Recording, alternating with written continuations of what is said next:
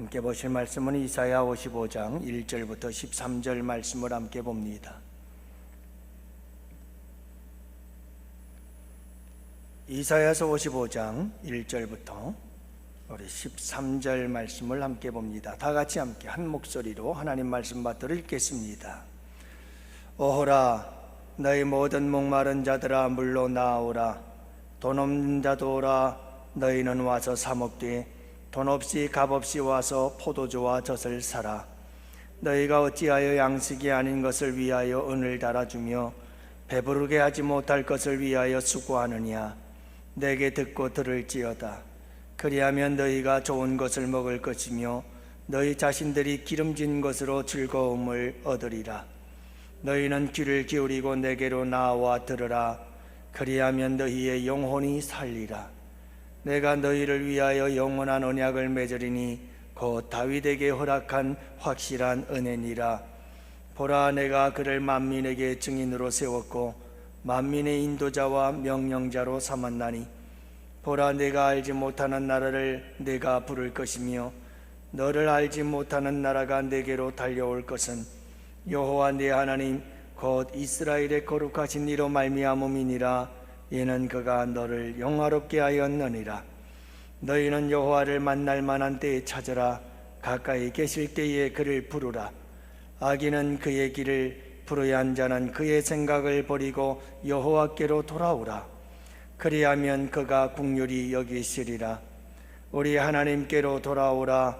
그가 너그럽게 용서하시리라. 이는 내 생각이 너희의 생각과 다르며 내 길은 너희의 길과 다름이니라. 여호와의 말씀이니라. 이는 하늘이 땅보다 높음같이 내 길은 너희의 길보다 높으며 내 생각은 너희의 생각보다 높음이니라.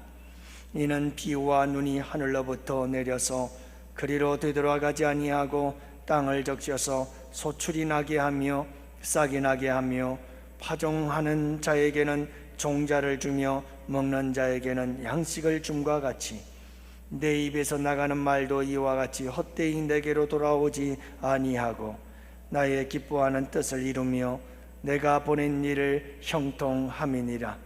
너희는 기쁨으로 나아가며 평안히 인도함을 받을 것이요 산들과 언덕들이 너희 앞에서 노래를 바라고 들의 모든 나무가 손뼉을 칠 것이며 잣나무는 가시나무를 대신하여 나며 화석류는 찔레를 대신하여 날 것이라. 이것이 여호와의 기념이 되며 영영한 표징이 되어 끊어지지 아니하리라. 아멘.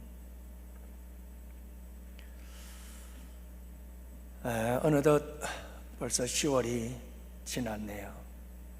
그리고 11월이 시작이 됐습니다. 가을이 무르익어가는 이 11월, 하나님께서 우리에게 참 많은 그런 은혜 자리들, 은혜의 시간들을 마련해 주셨습니다. 다니엘 기도회가 21일 동안 진행이 되어지고 또 9일은 성례주일로 또 성찬을 통해서 은혜 받고 12일부터는 또 성회가, 부흥회가 준비되어져 있어요. 16일은 추수감사 주일로 또 축제의 예배가 드려지는 귀한 날이죠.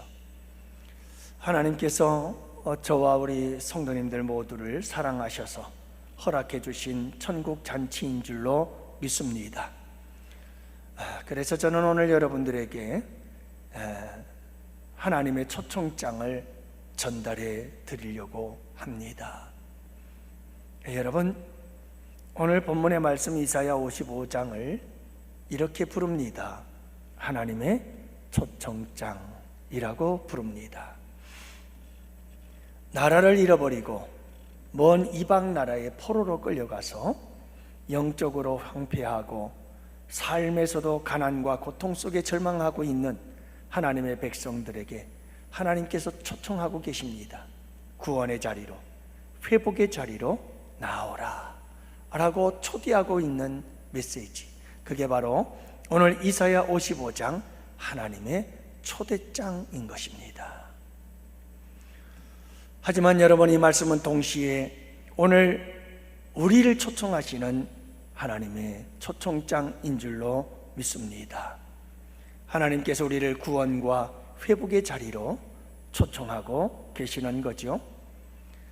뿐만 아니라 여러분, 우리의 모든 예배, 모든 모임, 모든 기도회, 여러분, 이것이 다 하나님의 초청장인 줄로 믿습니다. 특별히 여러분, 11월의 이 풍성한 잔치들은 분명히 하나님께서 우리에게 주신 초청장인 줄로 믿고요, 초대인 줄로 믿고, 여러분, 초청에 응할 수 있는 우리 양원의 성도들이 되실 수 있기를 바랍니다. 특별히 오늘 본문에서 강조하고 바가 있는데 1절부터 7절까지를 보면 이 명령형 또는 명령을 나타내는 미완료 동사가 무려 12번이나 반복이 되고 있습니다. 다시 말하면 1절부터 7절 사이에 모든 말씀들이 다 명령형을 띠고 있다는 겁니다. 무슨 의미일까요? 하나님의 초대를, 하나님의 초청을 가볍게 여기지 말라는 겁니다. 하나님의 이 은혜의 초청에 엄숙한 마음으로 이 초청을 받아들이라고 말씀하고 있는 겁니다. 여러분, 우리는 이 하나님의 은혜의 초청에 대해서 하나님께서 얼마나 단호하게 말씀하고 계시는지 이 강력한 반복의 명령형들을 통해서 알 수가 있는 겁니다. 사랑하는 성도 여러분, 하나님의 구원의 초대, 은혜의 초대, 회복의 초대에 이 초대를 엄중하게 받아들일 수 있는 우리 양원의 성도들이 되실 수 있기를 바랍니다. 오늘 이 본문의 말씀에 보면 먼저 하나님은 초청의 대상자에게 말씀하고 계십니다. 하나님의 초청의 대상자는 누구일까요? 하나님께서 초청하는 사람들이 있습니다. 첫 번째, 하나님께서 초청하는 사람들은 목마른 사람들입니다. 1절에 보면 오호라 너희 모든 목마른 자들아 물로 나오라. 하나님께서 초청하는 사람들은 목마른 자들이다. 여기서 말하는 목마른 자들이란 영적으로나 육적으로 하나님을 갈망하는 자들, 하나님을 만나기를 원하고 하나님을 경험하기를 원하는, 하나님을 필요로 하는 간절한 갈망이 있는 사람들을 의미하고 있습니다. 시편 42편의 저자는 하나님에 대하여 목말라 하던 사람이었습니다. 그래서 목마른 이 시인은 이렇게 노래하고 있습니다. 시편 42편 1절 말씀해 보면 사슴이 시냇물을 찾기에 갈급함같이 내 영혼이 주를 찾기에 갈급하나이다. 이 시인은 목말라 하고 있습니다. 목마른 한 마리의 사슴처럼 그는 하나님을 갈망하고 있습니다. 하나님을 갈급해하고 있습니다. 하나님을 찾고 있다고 노래하고 있습니다. 여러분, 하나님께서 초청하는 자들은 바로 이런 사람들입니다. 하나님을 찾기에 갈급한 한 마리의 사슴이 되어서 우리 모두 다 같이 하나님의 초청에 참여할 수 있는 우리 양원의 성도들이 되실 수 있기를 원합니다. 하나님이 초청하는 사람은 어떤 사람일까요? 돈 없는 사람도 오라. 여러분, 하나님이 초청하는 사람은 돈 없는 자입니다. 여기서 말하는 돈 없는 자도 오라는 말씀이 무슨 말인가요? 아무나 다 오라는 겁니다. 자격 없는 자도 오라는 겁니다. 누구든지 오라는 겁니다. 모든 사람들이 오라는 겁니다. 여러분, 하나님의 초청에는 자격 조건이 없다는 말씀입니다. 아무리 부족하고 아무리 초라하고 아무리 부끄러운 인생을 사는 자들이랄지라도, 비록 내 인생이 쓸모없는 쓰레기 같은 인생이라고 생각되어지는 자들조차도 하나님께서 다 좋다는 겁니다. 누구든지 오라는 겁니다. 여러분들은 지금 여러분들의 삶을 어떻게 생각하시나요? 여러분들의 삶이 초라하고 부끄럽다고 생각하시나요? 여러분들의 삶이 힘겨운가요? 여러분, 어려운 문제 때문에 씨름하고 계시나요? 경제적인 문제, 건강의 문제, 가정의 문제, 자녀 문제, 인간관계 문제, 여러분 이런 일들로 인하여 근심하고 걱정하고 계신가요? 그렇다면 여러분, 지금 하나님께서는 여러분들을 위해서 초대하고 계시고 여러분들을 향하여 초청하고 계시는 겁니다. 여러분들은 초대받은 자들인 것입니다. 하나님이 초청하는 사람들은 어떤 사람일까요? 모든 목마른 자들아 오라고 말씀합니다. 모든 사람입니다. 모든 사람입니다. 영적으로 목마른 자들입니다. 현실적으로 목마른 자들입니다. 돈이 없는 자들입니다. 여러분, 이와 같은 모든 사람들 누구든지 다 예외 없이 하나님의 초청의 대상자라는 사실을 말씀해 주고 있는 것입니다. 여러분, 주변에 어렵고 힘든 시간들을 보내고 있는 사람들을 알고 계시나요? 절망하며 낙심 가운데 살아가고 있는 주변의 이웃들을 여러분들 알고 계시나요? 그렇다면 그분들은 하나님의 초청을 받은 자들입니다. 그들과 함께 하나님의 초청장을 들고 하나님의 은혜의 잔치에 참여할 수 있는 여러분들이 되실 수 있기를 축복합니다. 왜 하나님은 목마른 자, 돈 없는 자들을 오라고 그토록 초청하고 계시는 걸까요? 애타는 마음으로, 간절한 마음으로, 안타까운 마음으로 우리 주님이 초청하는 이유가 도대체 뭘까요? 하나님은 목마름을 해결할 수 있는 생수의 근원이 되시기 때문에 그렇습니다. 예레미야 2장 13절 말씀에 보면 내 백성이 두 가지 악을 행하였나니 곧 그들이 생수의 근원되는 나를 버린 것과 스스로 웅덩이를 판 것인데 그것은 그 물을 가두지 못할 터진 웅덩이였더라. 여러분, 유다가 바벨론의 포로로 끌려가기 바로 전 하나님은 유다 백성들이 두 가지 악을 행했다고 예레미야 선지자를 통해서 선포하고 계시는 겁니다. 하나는 생수의 근원이신 하나님을 버렸습니다. 또 하나는 스스로 웅덩이를 팠습니다. 그 목마름을 해결하기 위하여 웅덩이를 팠는데 그 웅덩이는 터진 웅덩이였습니다. 도대체 어떤 웅덩이, 인간이 스스로 만든 그 웅덩이, 스스로 판 웅덩이는 터진 웅덩이여서 아무런 목마름도 해결할 수가 없는 웅덩이를 팠다 이 말입니다. 여러분, 생수의 근원이신 하나님을 버렸기에 목마름은 당연한 겁니다. 인생의 목마름들이 찾아오게 되어 있습니다. 영적인 갈증이 찾아오게 되어 있고 우리의 인생에, 우리의 삶에 이런 목마름들이 찾아오게 되어 있습니다. 이것을 스스로 웅덩이를 파서 아무리 파서 여러분 그 목마름과 그 영적 해가 여러분 갈급함을 해결하려고 한다 할지라도 그것은 터진 웅덩이일 뿐입니다. 헛된 수고일 뿐이라는 말씀입니다. 생수의 근원이신 하나님을 버렸기 때문에 그 어떤 것으로도, 인간의 어떤 노력으로도 해결할 수 없는 목마름, 그 목마름 속에 빠져들어 허덕일 수밖에 없다는 사실이지요. 이 사실을 너무나 잘 아시는 분이 하나님이십니다. 그래서 그분이 초청하고 계시는 겁니다. 그래서 그분이 초대하고 있는 겁니다. 얘들아, 너희들 스스로 터진 웅덩이를 파지 말아라. 그 헛수고하지 말고 생수의 근원인 내게로 와라.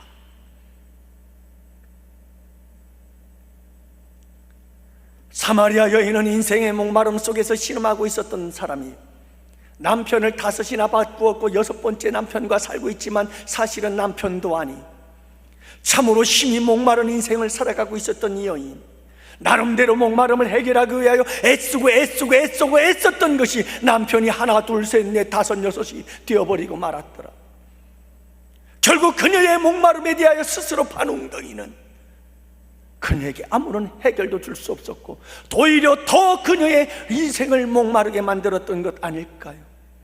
바로 그때 우리 주님께서 그녀를 찾아와서 내게 주는 물은 영원히 목마르지 아니하리라 하시며 우리 주님께서 생수의 근원이 되심을 선포하시지 않습니까? 사랑하는 성도 여러분, 하나님이 생수의 근원이십니다. 예수 그리스도 그분이 생수입니다. 성령께서 생수가 되십니다. 여러분, 영적으로 목마르신가요? 여러분, 현실 속에서 여러분들의 삶 속에 목마름이 있나요? 이 수가성 여인처럼. 그렇다면 주저하지 마시기 바랍니다. 망설이지 마시기 바랍니다. 헛된 수고하지 마시기 바랍니다. 이 세상 그 어디에서도 아무리 내 힘으로, 인간의 노력으로 웅덩이를 파도 그 웅덩이는 더욱더 목마르게 할 웅덩이, 터진 웅덩이라는 사실을 잊지 마시고 여러분, 하나님께로, 생수의 근원이신 그분에게로 나오시기를 바랍니다. 생수이신 예수님께로, 생수이신 성령께로 나오시기를 바랍니다. 그분께서 부어주실 것입니다. 목마르지 아니하는 생수를 부어주실 것입니다. 하나님께서 왜 그렇게 안타까운 마음으로 초대하는 걸까요? 목마른 자도 오라, 돈 없는 자도 오라고 초대하고 계시는 걸까요? 여러분, 돈 없는 자들에게 하나님은 포도주와 젖을 줄 수 있기 때문에 우리 주님께서 오라고 말씀하시는 겁니다. 돈 없는 자도 오라, 너희는 와서 사 먹되 돈 없이 값 없이 와서 포도주와 젖을 사라고 말씀하잖아요. 여기서 말하는 포도주와 젖은 어떤 의미일까요? 포도주는 기쁨을 상징합니다. 젖은 풍요로움을 의미하고 있습니다. 그러니까 하나님은요, 영육간에 포도주와 젖을 주시는 분이라는 겁니다. 우리에게 기쁨과 풍성함을 주시는 복의 근원이 되시는 분이라 이 말씀입니다. 우리는 이 말씀 속에서 한 가지의 역설을 보게 되어집니다. 그게 무엇입니까? 돈 없이 값 없이 오랍니다. 그러면 여러분, 돈 없이 값 없이 오라고 불렀으면 어떻게 해야 될까요? 포도주와 젖은 그냥 줘야 되는 거 아닌가요? 그게 맞죠? 아니, 여러분 잘 생각해 보세요. 돈도 없어요, 값도 없어요. 그런 사람들이 오래요. 그래서 왔어요. 그러면 어떻게 해야 되죠? 그냥 줘야죠. 돈 없는 사람 불러놓고 왜 사라고 하죠? 포도주와 젖을 사래요. 이상하잖아요. 이게 역설이에요. 여러분, 돈 없는 사람 불러놓고 왜 사라고 합니까? 돈 없는 사람, 값 없는 사람에게 왜 사라고 하십니까? 포도주와 젖은 그냥 줘야 되는 것 아닌가요? 여러분, 이 역설의 의미는 도대체 무엇일까요? 사랑하는 성도 여러분, 누군가가 이미 값을 다 지불했다는 뜻입니다. 나는 돈이 없습니다. 나는 값도 없습니다. 그런데 누군가 날 대신해서 이미 모든 돈을 지불했고 값을 지불했다는 겁니다. 그러니까 나는 그냥 돈도 없이 값도 없이 와서 젖과 포도주를 사기만 하면 되는 겁니다. 내 마음껏 포도주와 젖을 사면 되는 겁니다. 하나님이 주시는 기쁨, 그 풍성한 은혜, 회복의 은혜를 돈 없이 값 없이 나는 그저 살 수 있습니다. 왜요? 누군가가 값을 지불했다는 겁니다. 도대체 누가 이 값을 지불했나요? 예수 그리스도. 그분께서 십자가를 지시고 보혈을 흘려주심으로 우리가 하나님께 받을 모든 구원과 은혜와 축복과 회복의 놀라운 모든 값들을 다 지불해 주신 줄 믿습니다. 그래서 우리는 돈 없이 값 없이 하나님의 은혜와 구원의 축복을 그저 가져올 수 있게 된 거죠. 사랑하는 양원의 성도 여러분, 이렇게 하나님께서 우리에게 값없이, 그리고 여러분 목마른 자들에게 구원의 은혜와 회복을 약속하시는 것은 우리를 향한 하나님의 사랑인 줄을 믿으시기를 바랍니다. 나는 하나님께 한 것이 아무것도 없습니다. 난 값도 없습니다. 난 돈도 없습니다. 난 아무것도 없습니다. 우리가 하나님께 행한 것이라고는 죄밖에 없습니다. 그럼에도 불구하고 하나님께서 독생자를 주셔서 모든 값을 지불하시고 여러분 우리에게 놀라운 구원과 은혜와 회복과 축복의 모든 값을 다 지불해 주신 줄 믿습니다. 그리고 우리를 초청하시는 겁니다. 그 자리로, 그 은혜의 자리로, 회복의 자리로, 축복의 자리로. 여러분, 하나님의 그 사랑이 우리를 초대하고 계시는 겁니다. 그 하나님의 사랑이 우리를 초청하고 계시는 겁니다. 이 하나님의 사랑의 초청을, 이 하나님의 사랑의 초대를 거절하지 마시기 바랍니다. 외면하지 마시기 바랍니다. 지금 이 시간 결단하십시오. 뜻을 정하시기를 바랍니다.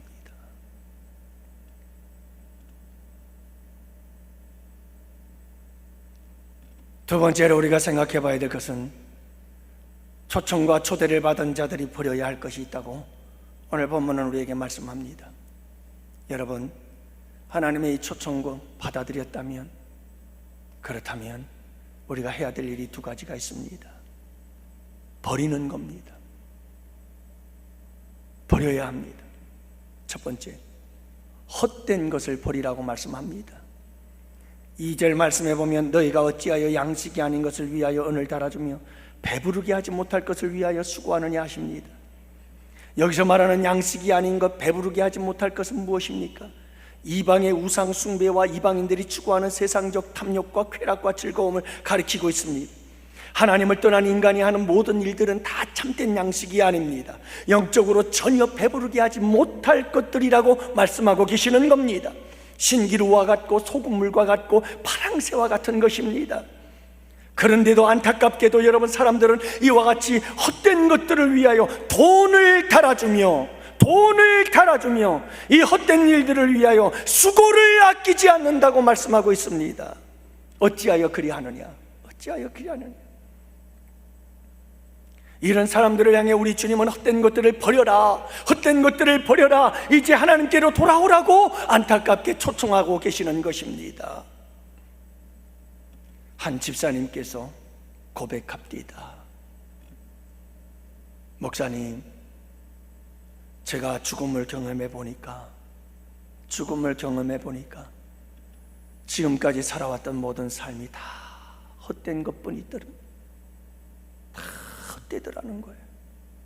그래서 목사님, 이제 내 남은 인생은 주님만 위해 사는 것이, 그게 가장 값진 걸 깨달았어요.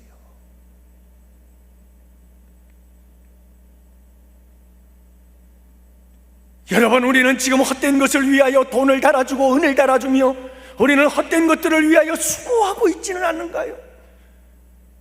여러분, 스스로 만든 웅덩이, 터진 그 웅덩이에 물을 채우려고 노력하고 애쓰고 있지는 않은가요?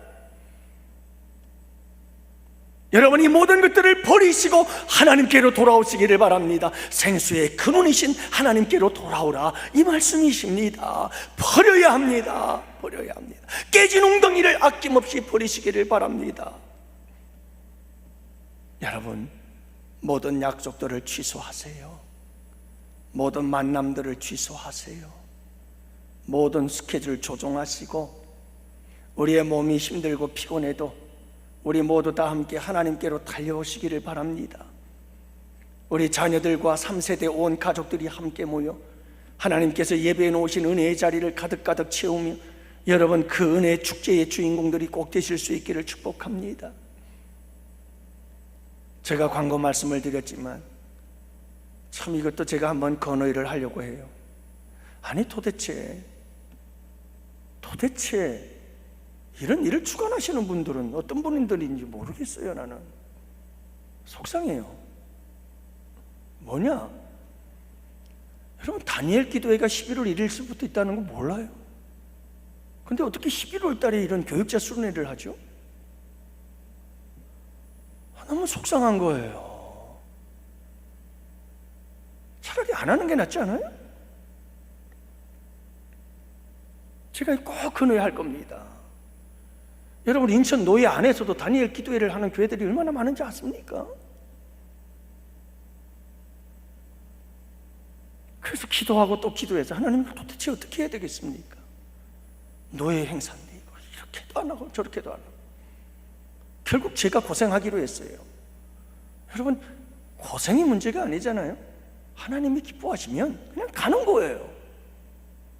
그래서 월요일 날 우리 목사님들 우리 교회 모여서 출발하는데 목사님들 다 보내드리고 저는 월요일 날 다니엘 기도에 참석하고 화요일 날 새벽 예배 드리고 그리고 곧바로 출발해서 모든 메인 프로그램이 화요일 날 있어요.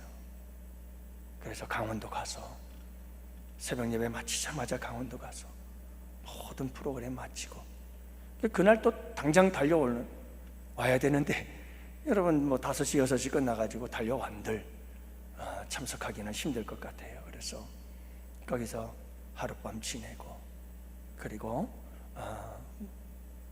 그리고 수요일 날 올라오려고 합니다. 여러분, 우리가 정말 최선을 다해서 버릴 것들을 자꾸 버려야 돼요. 버리지 않으면 이 은혜의 자리에 나올 수가 없어요. 하나님의 초청에 응할 수가 없어요.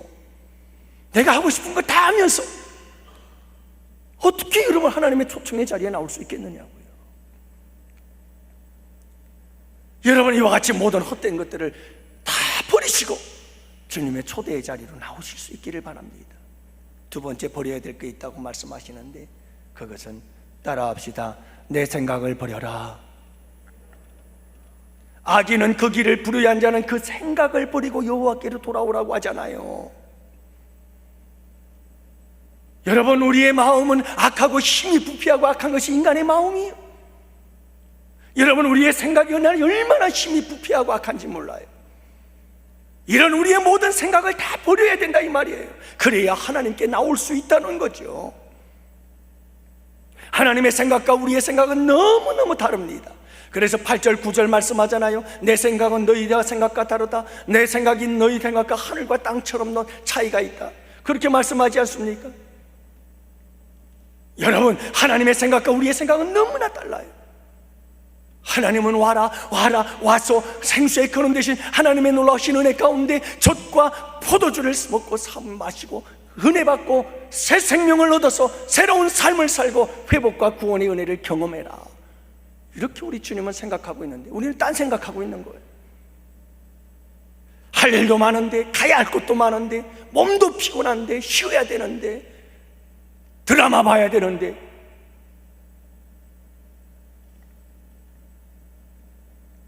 하지만 여러분, 기억하시기를 바랍니다. 하나님의 생각이 내 생각보다 훨씬 지혜롭고, 하나님의 생각이 내 생각보다 훨씬 옳고, 하나님의 생각이 내 생각보다 훨씬 복되다는 사실을 잊지 마시기를 바랍니다. 그러므로 내 생각을 버려야 됩니다. 내 생각을 버리고 그 하나님께로 돌아오시기를 바랍니다. 하나님의 초청에 아멘으로 응답하시고 하나님의 은혜의 잔치에 참여할 수 있는 우리 양원의 성도들이 되실 수 있기를 축복합니다. 세 번째로, 그러면 여러분, 우리가 초청을 받았습니다. 초청을 받은 자들이 뭘 해야 될까요? 이것은 우리의 준비 과정이기도 하지만 우리가 초청을 받았을 때 그 은혜의 자리에서 어떻게 해야 될지를 우리에게 가르쳐주고 있어요. 여러분, 하나님의 초청을 받고 하나님의 초청의 자리에 나온 자들, 그들이 해야 될 것이 있습니다.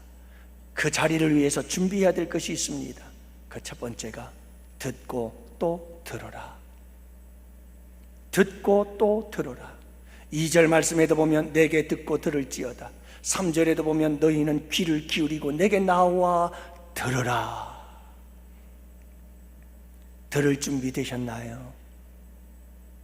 여러분의 주일도 하나님께서 초청하신 초청의 자리인데, 여러분, 듣고 들으라. 들으시기를 바랍니다. 살아계신 하나님의 음성을 들으시기를 바랍니다. 여러분, 눈은 앞을 쳐다보고 있고 눈은 여러분 고개를 들어 목사님을 바라보고 있는 것 같지만 생각은 다른 데가 있지 않나요? 저 많이 속았어요. 제가 이렇게 설교를 할 때 다 나 쳐다보더라고요. 그래서 설교 말씀 무진장 잘 듣는 줄 알았어요. 그랬더니 예배 끝나고 물어보면 아무것도 모르더라고요. 아, 속았네.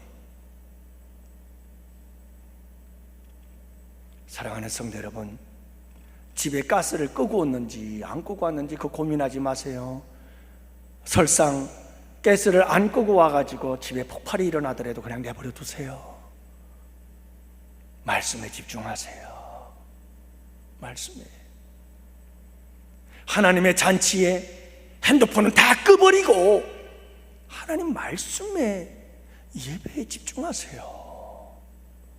우리 나이 드신 어른들 나온 김에 부탁합니다. 예배당 들어올 땐 핸드폰 진동으로 하세요. 저는 예배의 자리에 핸드폰을 들고 들어오질 않습니다. 저는 우리 양원교회 와가지고 양원교회 예배 자리에 핸드폰 들고 온 적 한 번도 없습니다. 이거 왜 들고 옵니까? 세상 사람들에게, 주변 사람들에게 확실하게 각인을 시켜주세요. 아, 요 시간, 요 날짜, 요 시간은 절대로 이 사람은 전화 안 받아. 왜요? 예배 드리는 시간이니까요. 왜 그거를 각인시켜주지 않고 내가 자꾸 끌려가십니까? 예? 여러분, 지진이 일어나도 김정은이가 전쟁을 일으켜서 핵폭탄을 쏴도 꼼짝하지 말고 하나님 말씀에 귀를 기울이고 하나님의 말씀을 듣고 또 들을 수 있는 집중력을 가지고 이 하나님의 초대에 응할 수 있는 여러분들 되시기를 바랍니다. 두 번째 해야 될 일이 있어요. 여호와를 찾으라. 너희는 여호와를 만날 만한 때 찾으라고 말씀하고 있습니다. 여러분, 하나님께서 초청하신 그 자리는 바로 하나님을 만날 자리인 줄 믿으시기를 바랍니다. 하나님께서 초청하신 그 시간은 바로 하나님을 만날 시간입니다. 여러분, 우리는 하나님의 초청의 자리에 나와서 하나님을 찾아야 되고 하나님을 만나야 합니다. 그럴 때 놀라운 역사가 일어나게 됩니다. 회복의 역사, 놀라운 축복의 역사들이 일어나게 되는 줄 믿습니다. 그러므로 여호와를 찾으세요. 하나님 어디 계시나요? 찬송을 부르면서, 말씀을 들으면서, 기도를 하면서 이곳에 임재해 계시는 그 하나님을 찾고 또 찾아서 만나게 되는 역사가 있게 되기를 축복합니다. 세 번째는 하나님을 부르시기를 바랍니다. 가까이 계실 때에 그를 부르라. 여러분, 하나님이 초청하신 그 자리는 하나님이 가장 가까이 계시는 자리인 줄로 믿습니다. 하나님이 우리를 초청하신 그 시간은 가장 하나님이 우리와 가까이 계시는 시간인 줄 믿으시기를 바랍니다.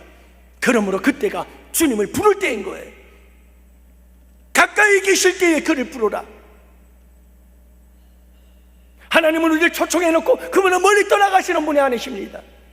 그분은 초청해놓고 우리 가운데 임재해 계십니다.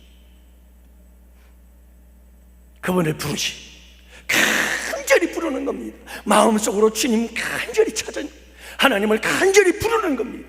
여러분, 그분의 이름을 부르며 이번 부원 강사님은 그렇게 연락이 왔어요. 목사님, 제가 수도 없이 많은 부흥회를 했는데 부흥회를 하면서 깨달은 하나의 노하우가 있는데 그 중에 하나가 부흥회가 끝나고 집회가 끝난 후에 기도회를 자기가 직접 기도회를 인도해요. 그리고 음악을 쫙 틀어주고 계속해서 기도할 수 있도록 해주는 거죠. 그게 가장 은혜롭더라는 거예요. 그래서 이번에 부흥회는 여러분 이렇게 집회가 끝나면 부흥 강사님이 기도회를 인도하실 거예요. 여러분 부르세요. 가까이 계시는 그분을 부르세요. 부르실 때 그분의 응답의 역사가 함께 하실 줄로 믿습니다. 회복의 역사가 함께 하실 줄로 믿습니다. 여러분, 이제 결론을 말씀드리죠. 하나님은 풍성한 은혜를 하늘에 잔뜩 쌓아놓고 우리를 초청하십니다. 하나님은 우리를 초청하실 때 빈손으로 초청하는 게 아닙니다. 하나님은 우리를 초청하시기 전에 이미 벌써 잔뜩 우리에게 줄 은혜를 다 쌓아놓고 우리를 초청하고 계시는 줄 믿으시기를 바랍니다. 그래서 다윗은 그 쌓아놓고 기다리시는 하나님을 경험했습니다. 그래서 시편 31편 19절에 보면 주를 두려워하는 자를 위하여 쌓아두신 은혜 곧 죽게 피하는 자를 위하여 인생 앞에 베푸신 은혜가 어찌 그리 큰지요. 다윗이 경험한 하나님은 어떤 하나님인가? 은혜를 잔뜩 쌓아두고 계시다가 주님께 피하는 자들에게 그 은혜를 쏟아부어 주시는 분, 이게 다윗이 경험한 하나님이신 줄로 믿습니다. 은혜를 하늘에 잔뜩 쌓아두셨다가 당신에게로 피하는 자들에게 부어주시는 분, 여러분 이 놀라운 간증과 고백의 주인공이 바로 여러분 우리 모두가 될 수 있기를 축복합니다. 하나님은 잔뜩 은혜를 쌓아놓고 계셔요. 그래서 오늘 말씀에도 보면 좋은 것, 기름진 것 잔뜩 준비해놓고 있단다. 우리의 영혼을 살리는 것 준비해놓고 있다. 와라, 내가 영혼 살려줄게. 여러분 긍휼과 용서를 준비하고 계십니다. 우리 주님께서 7절에 긍휼히 여기시리라, 내가 용서하리라 하시면서 누구든지 여러분이 초청장에 응한 분들이 계신다면 누구든지 주님은 긍휼을 베풀며 용서해 주시겠다고 약속하고 잔뜩 준비하고 계시는 겁니다. 평안으로 인도함을 받으리라, 내가 편안한 가운데 인도해 줄 거다. 주님 잔뜩 준비해 놓고 계시죠. 역전 반전의 은혜를 준비해 놓고 계시잖아요. 잣나무는 가시나무를 대신하며 화석류는 찔레를 대신할 것이다. 이런 놀라운 반전의 역사가 어디 있어요? 우리 주님께서 이 모든 것을 잔뜩 창고에 쌓아놓고 있는데, 사랑하는 양원의 성도 여러분, 하나님께서 쌓아놓으신 이 놀라운 은혜와 축복이 재고가 되지 않게 하시기요, 재고가 되지 않도록 하십시오. 우리 모든 성도들이 다 모자랄 지경까지 이르게 되는 귀한 역사가 있게 되기를 축복합니다. 말씀을 맺습니다. 여러분, 저는 여러분들에게 초청장을 전달했습니다. 저는 하나님의 초청장을 여러분들에게 전달했습니다. 이제 모든 공은 여러분들에게 넘어갔습니다. 여러분들이 선택에 달려 있습니다. 여러분들의 선택에 달려 있습니다. 누구도 원망하지 마, 누구도 탓하지 마십시오. 선택은 여러분들이 합니다. 그러나 그 선택이 영원한 운명을 좌우할 수 있다는 것 잊지 마십시오. 사랑하는 양원의 성도 여러분, 하나님의 초청장을 받으신 우리 양원의 성도 여러분들이 현명하고 지혜로운 선택을 하셔서 하나님의 초청의 자리에 참여하셔서 하나님이 하늘에 쌓아놓은 은혜와 축복, 그 축복이 부어진 바 되어 그 축복의 주인공들이 되시기를 주님의 이름으로 축원합니다. 축복합니다. 할렐루야. 아멘, 아멘, 아멘. 아버지, 감사합니다.